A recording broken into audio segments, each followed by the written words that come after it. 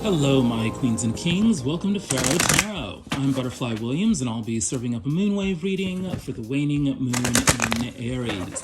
Woohoo! Welcome, welcome, welcome. What we do here at Pharaoh Tarot is channel ancestral wisdom for contemporary times through tarot and oracle card readings.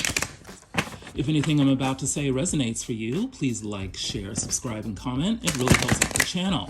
The real magic happens in the personal readings. If you like one of those, please check out the options in the description box below and send me an email. I'd love to hear from you. All right, let's get going. Hello, my queens and kings. Welcome to the moonwave reading for the waning moon in Aries. It turns out that the overall energy for the moon wave is very appropriate. It's the Emperor. This major arcana card represents the sign of Aries. The Emperor is a divine masculine who is extremely dynamic and passionate about building his empire and maintaining it. He's got the know-how and the wherewithal to conquer foreign lands, to combine them with his own, to make it all work for his greater interests. The Emperor combines all the energies of the four other kings in the deck, so he is a master of the intellect, of the emotions, of practicality, and of the spirit. There's even more fire in the overall energy because we've got the Queen of Brooms, also known as the Queen of Wands. This is a dynamic, divine feminine who uses her intuition to get what she wants in the social realm. Very charismatic and knows how to work with other people to make them enthusiastic about her own causes. And there's even more fire in the overall energy with the Page of Brooms.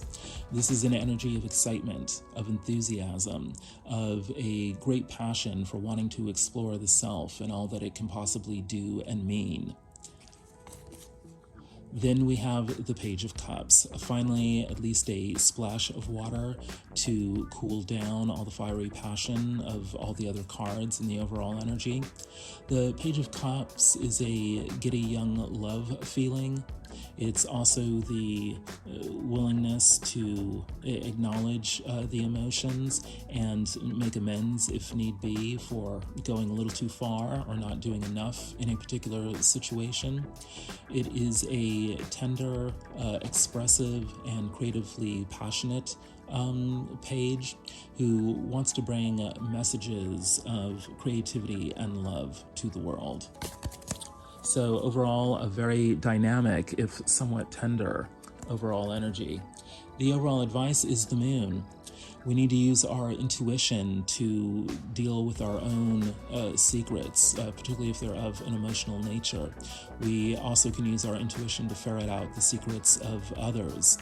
We may be feeling a little bit ill at ease. We may be feeling so frustrated that we want to howl at the moon, but it's best to look at our emotions as clues as to whether or not we like the situations that we are in.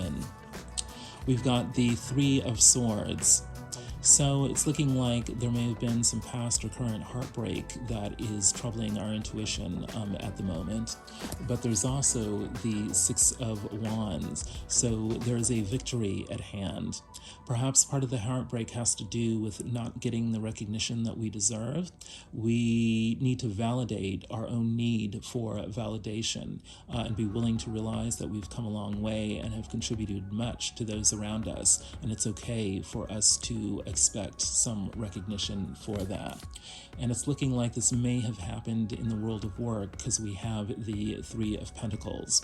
There's something having to do with teamwork and collaboration here that probably impacts our need for validation and whatever sort of heartbreak we have experienced or are experiencing. So we're advised here to be willing to work with others to get the recognition that we deserve and to move past the heartbreak that we have experienced. And the best way to do that is by validating our own intuitions. At the heart of the situation is the Two of Pentacles. We're needing to balance the demands on our time. We need to prioritize what we think we need versus what is required of us. So there's something that's making us do a little dance with, having to schedule and prioritize all the things that are coming at us. And it's looking like this is all being done in the service of our stability. How can we order things so that it best serves our financial interests? And it's looking like doing some strategic socializing could actually help us out with these matters. We have the garden in the heart of the situation. This is about using social gatherings to do some networking in order to make the most of our present opportunities and to celebrate life. So there's definitely something here about collaboration, friendship, networking, socializing that will reinforce our stability, and working those concerns into our priorities is what's going to best serve us.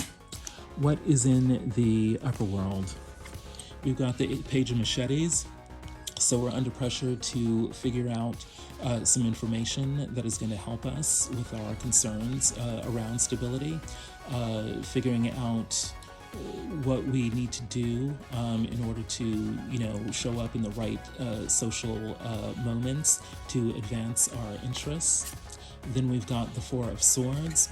In the Orisha Tarot, this card goes way beyond dealing with rest and relaxation and contemplation to dealing with the impact of technology and progress on the natural world.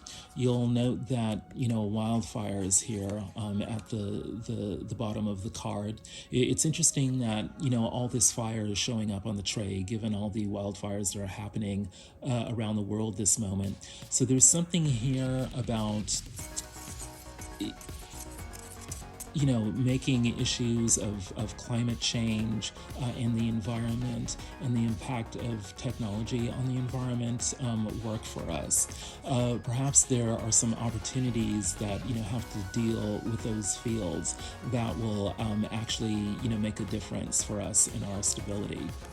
And then we have Karani, Ne, Akwamu, two councils of state as the Adinkra symbol, a symbol of democracy, sharing ideas and taking counsel. So there's something here about working politically, perhaps on issues having to do, with the environment, working with, perhaps, non-governmental organizations, nonprofits, anything that is political, anything that has to do with dealing with people who may or may not have similar interests to ours, but who are organized around it and actively doing something about it. Dealing with all of this, finding out more information about this could be very helpful to us this moonwave cycle. What's in the motivation? We've got the Seven of Swords. This is an energy of wanting to do things on the down low, being sneaky, perhaps being deceptive, or simply just being silent. Not everyone always needs to know everything that we are up to, and it may be better to work in silence. So we are feeling motivated to not tell everyone everything we are up to. This is clarified by the Ace of Swords, which in the Journey of Egypt tarot deck actually is associated with the element of fire rather than air. So there's something here about being passionately engaged in battle and doing so in new and innovative ways. Perhaps this is what we are keeping secret about. Perhaps there are internal battles that we don't need to share with everyone, but that nonetheless are going to give us the sword of Saint Michael to defend our own interests. Then we have limitation to complexify the matters here. There's something here about needing to deal with our own limitations, needing to deal with the limitations of others, perhaps confronting those limitations, perhaps using the sword of Saint Michael to cut through those limitations, perhaps fending off others from gaining access to knowledge of our actions or what we're up to. All of this is in the motivation. What's in your world directly? We've got the Six of Pentacles. This is having to do with give and take, business negotiations, charity, philanthropy, perhaps nonprofit work. You are dealing with issues of how much is appropriate to give or to take. This is clarified by Miss Ida, which in the Orisha, in the Hoodoo Tarot, is actually the High Priestess. So there's something here about using spiritual knowledge, occult knowledge, secret spiritual knowledge to help you in your business negotiations, or perhaps you have a spiritual practice of some sort, and so you're using, processes of give and take to support your spiritual business. This is clarified by fearing your ancestors is fearing yourself. So this is a call from the ancestors to, acknowledge them, call upon them to help you. Perhaps you should incorporate more of the ancestors into your spiritual practice. But there's something here about using, business and negotiations, work with charities to support spiritually based ancestral knowledge. What's in your upper world? The Ten of Swords. There has been some sort of betrayal that has held you back for a while. And this is clarified by the Six of Cowries, which in the Akamara Tarot is the Six of Pentacles. It's interesting that you have the Six of Pentacles twice in your energy. So it's looking like perhaps there was some sort of disappointment or betrayal in your business negotiations, in your dealings with charities, that is putting a lot of pressure on you. Something hasn't gone quite right there. This is further clarified by Kepsenef, the fire spirit. This is an ancient Egyptian god who was associated with the canopic jars, which carried the various body parts of the mummies in the funerary rites and the tombs of ancient Egypt. Kepsenef was associated with the intestines. So there's something here about your gut literally being the source of the intuitions that can guide you through this process. There's also a call here to be more attentive to what you eat and what you are digesting, both physically and mentally.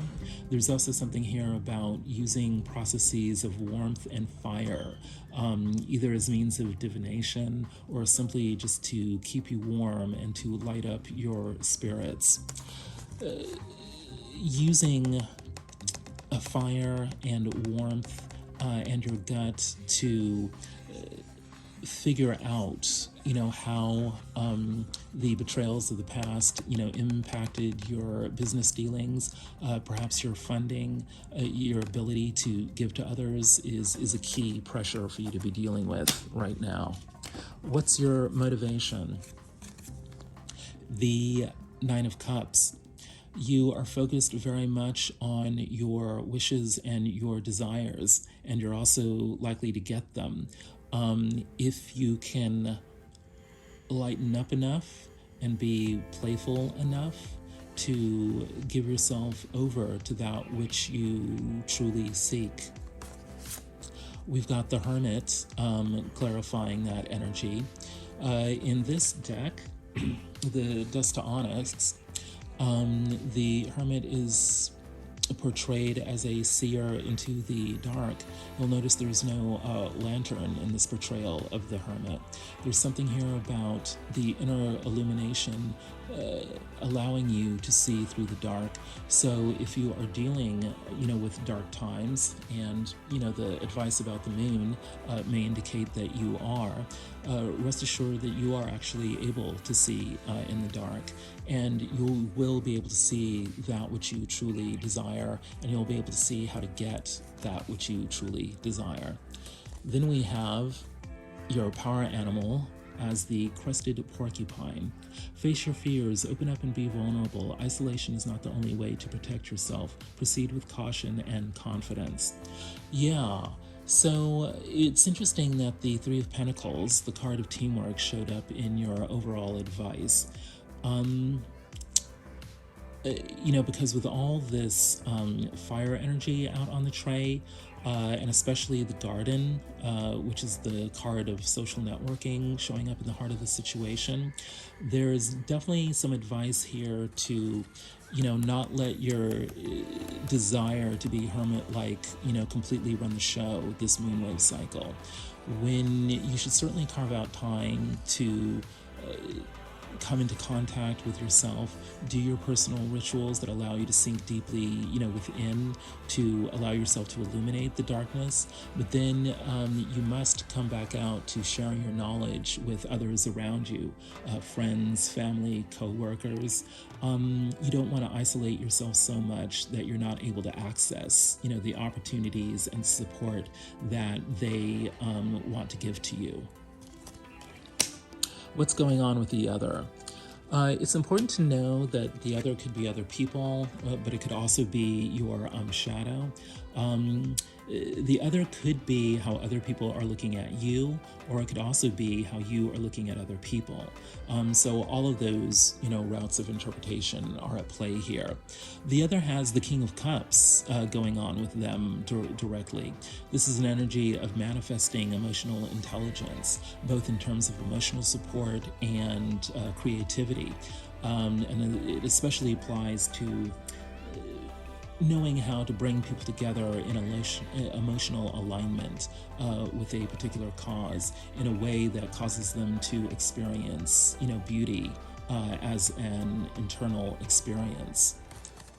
Then clarifying the King of Cups is the Mother of Baskets, which in the Hoodoo Tarot is the Queen of Cups. So we have a mystical marriage between the King of Cups and the Queen of Cups here. This puts a strong emphasis on being in relationship, finding relationship, and really celebrating the emotional beauty that comes from being in a relationship. These kings and queens are from the same suit. So we're looking at total emotional alignment here. And this is further emphasized by enchanted love, a sacred bond that is divinely guided and harmonious. So the other is very much concentrated on a happy, healthy, fulfilling, emotional relationship that lasts for the long term. Very interesting. In the upper world of the other is death. So as willing as they are to be in love and celebrate the powers of love, there is some situation that they are very much wanting or needing to come to a close. Death does not necessarily mean a physical death. It more often means a final and complete end to some particular situation. So if we're looking for a new beginning, death is a card that we are actually very happy to see. And it's looking like there is some desire for some sort of new beginning on the mind of the other, because they've got the Eight of Cups, which is very intriguingly depicted here in the Alchemara Tarot. We've got, 3 cups upside down that appear to be on the mind of the other. This reminds me of the Five of Cups card, which represents regret. Then this woman has turned her back on the Three of Cups upright. So she's not looking for frivolous partying anymore, and she's definitely not going to be dealing with any third-party situation. She's turned her back on that. Then we've got the Two of Cups, around her mouth area. So she is wanting to speak to relationship, Two of Cups, being in partnership. That's what she's looking for. She's turning her back on, social situations that are causing her regret, and she is willing to speak a spell of manifestation for the Two of Cups. And again, we've got one cup inside the other cup, so she's looking for complete, communion, harmony, support, having the other person's back. So the death cycle here is about putting an end to everything that is preventing a harmonious relationship. And it's looking like that might manifest in divine timing. We've got Khonsu. I can't tell you how many times the moonwave god from ancient Egypt has actually shown up in this particular position. Kansu is a frequent visitor to the upper world of the other. Lunar energies, divine timing, blood mysteries. This is about it being the right time to close the cycle that's preventing, true love. This is also about being the right time for travel, even across, the seas. This is also about the right time for, getting to the bottom of what is causing us illness and even, physical disease. So it's the right time for doing what you need to do, the right time to travel, the right time for discovering, how to take care of your ailments. It's also very interesting that, the moon came up in the overall advice, and the moon god is in the upper world of the other here. So there's a lot of fire energy on the tray, and there's a lot of moon energy on the tray. What's in the motivation of the other? The Justice card. This is about getting one's due in an official way.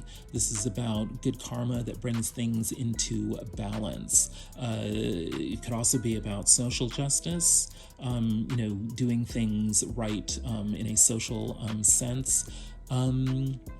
It could also be about winning a court settlement. But there's something here about the other, wanting right done by them. Then they've got the Ace of Blades showing up to clarify justice. So, quite frankly, this is about sexual justice. There's something in the realm of sexuality that is not manifesting in the proper way, and that needs to be, justified, or corrected. So the nature of the justice that is being handled here is sexual, having to do with right relationship in the sexual realm. Because apparently what was being done in the sexual realm was, causing vexed social relationships. There is fire within and fire without. So interesting that, fire comes up yet again here in the motivation of the other. So we are getting justice in relationship to something sexual, and it's going to help us deal and hopefully set right vexed social relationships. What is in the outcome of the other? Stability, the Four of Pentacles. This energy is not about being stingy or clinging on to what we have. This is actually about achieving economic stability. And it's looking like there may be professionals who are deeply knowledgeable, who may be able to help us achieve that, or it could be that our own stepping into our own power as a divine masculine who knows what's what in the realm of the intellectual, will help us achieve stability. It's marvelously depicted here in the Afro Tarot with this indigenous elder magnificently dressed in these fine robes and wearing his best boots, calmly seated in his throne of authority. There's something about centering ourselves in that energy and turning to people who are centered in that energy that allows us to achieve our stability. And we know we're on the right track when our uniqueness is being recognized, both by ourselves and by others. You are one of a kind. By stepping into our intellectual authority, we achieve stability, and we step into embracing our own uniqueness. What's in the upper world of the outcome? The world coming to a happy, successful conclusion. This amplifies the death energy in the upper world of the other. This is sort of the happier version of the death card in terms of it means that we've arrived at the end of a particular journey, and we have dotted all our I's, crossed all our T's. We are able to rest better at night because we know that we have achieved something profound. And it's looking like this has to do with some deep emotional mystery, some deep buried problem that we have finally resolved, and most likely done so on the subconscious level. The Ace of Cups in the Orisha Tarot is a depiction of a Lokun, the Orisha of the ocean depths. This is about the deep treasures that are buried within us and that are often disguised as subconscious problems. So there's something about dealing with all the fire energies, dealing with all the moon energies, dealing with workplace battles and the quest for love. Somehow we are able to access, the knowledge about the deep emotional underpinnings of all these quests and all these challenges. Something very profound is revealed to us, and it could be by journeying over water. We have this ship here dealing with people in foreign lands, receiving communications from people in foreign lands that helps us to do that. There's something about discovering new sources of wealth that may help us to deal with that. To me, these little drawings over here, represent AirPods. So there's something about, listening to people through our smartphones or listening to music that helps reveal to us what we need to know about these deep buried emotional treasures that, by dealing with them, allow us to come to a happy conclusion. And there's something here about trust that's very key. Don't trust anyone who can't trust you. It may be that, the deep emotional conflict that we're dealing with has to do with realizing who trusts us and who doesn't, and who we trust and who we don't trust. So, yeah, by paying attention to issues of trust, we're able to, undo the emotional blocks that prevent us from coming to a happy conclusion. And so the outcome is motivated by, a need for planning. The Seven of Pentacles, this is about looking at the past to see what worked and didn't work in order to implement what will work in the future.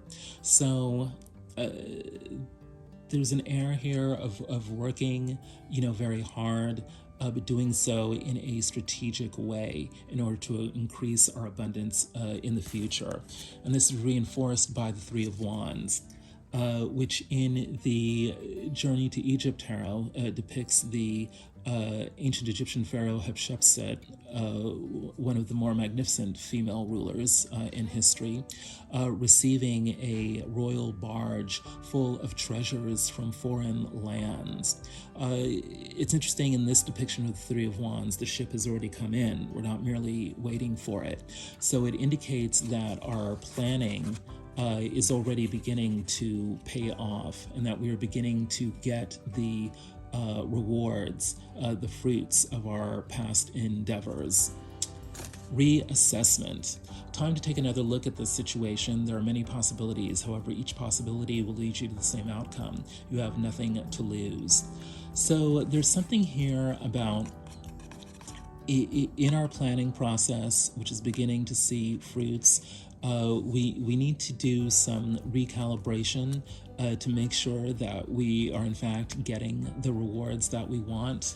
It was interesting that the Six of Wands, the victory card, was showing up in the overall advice. So we need to make sure that we're getting the right kind of validation, the right kind of recognition. Are we seeking, validation from, the right kinds of people, those sorts of issues. It'll give us some clues as to, what kind of ships of treasure we really want to bring in. Whew. This is a very, very interesting reading. It's a very powerful reading with lots of different energies, contending, with each other. I think I want to emphasize the overall energy, the overall advice, the heart of the situation, and the upper world of the outcome. We are basically here to step into our own power, to figure out what empires we should be building, to finally set about building it and to defend all the interests connected to that empire. And our main resource for doing so is following our intuition, being willing to deal with the murkiness of the present situation. We don't necessarily know everything we need to know. That's why we're turning to our intuition to kind of figure out what it is that we don't know. Being willing to acknowledge that we may be carrying our own secrets while we need to ferret out the secrets of others. And this is going to be heavily on our mind as we are doing our social networking at various gatherings to figure out what we need to build our empire. We're going to have to use our gut instincts to navigate, the social realm. And we're going to end up discovering that the emotional blocks that we have been carrying are actually stepping stones into emotional strength.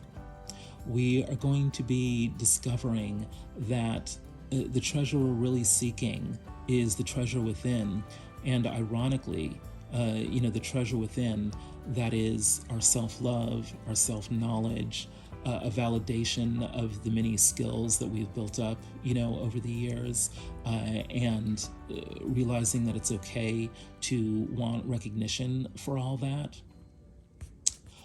All of that, the process of all of that, is going to make us realize that we have built up a great deal of emotional strength over the years, and that is a treasure beyond compare. Woof! Well, my queens and kings, that was the moonwave reading for the waning moon in Aries. If any of this has resonated for you, please like, share, subscribe, and comment. It really helps out the channel. If you would like a personal reading, please check out your options in the description box below and drop me an email. I'd love to hear from you. Until then, enjoy the garden. The ancestors have spoken.